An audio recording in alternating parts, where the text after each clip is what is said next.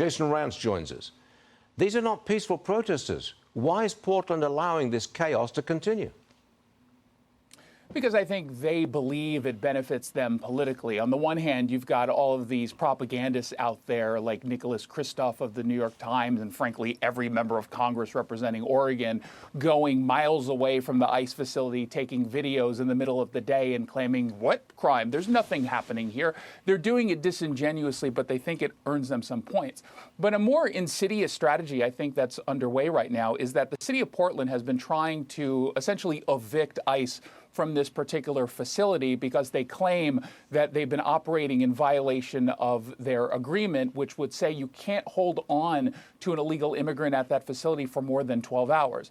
Well, part of the reason why, in some cases, I imagine someone might stay there for more than 12 hours is because you've got Antifa thugs who are blocking the Sally Port, which makes it unsafe for them to transport the person away. And so they're now using that as an opportunity, essentially, to say, see, you're violating the rules. We're going to kick you out the legal way. It really is disgusting. Next one, Jason. This New York Times article says there's been criticism of socialist leaders in Portland, Oregon, as being too extreme, too inexperienced, an absolute disaster. Those are words that appear in the Times article. The authors say Zohran Mamdani could have the same negative effects on New York City if he's elected the mayor and unleashes socialism in this city. Jason, is this a wake-up call for New Yorkers?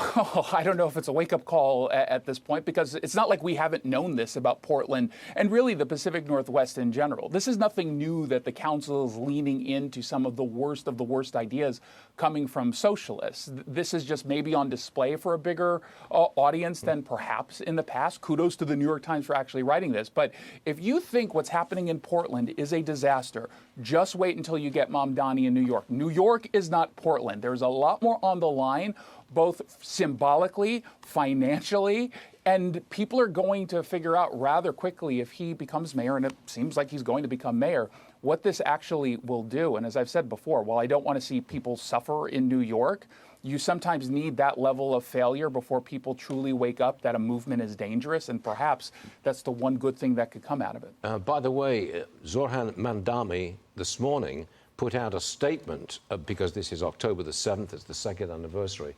I won't read the whole thing to you, but I will tell you that Mamdani says he describes Israel as a genocidal state. Okay, you can see it on that part of it. Yeah, there you go. Yeah. All right. It says everything you need to know about this guy. Absolutely right. Well said. Thanks very much, Jason. We'll see you again soon.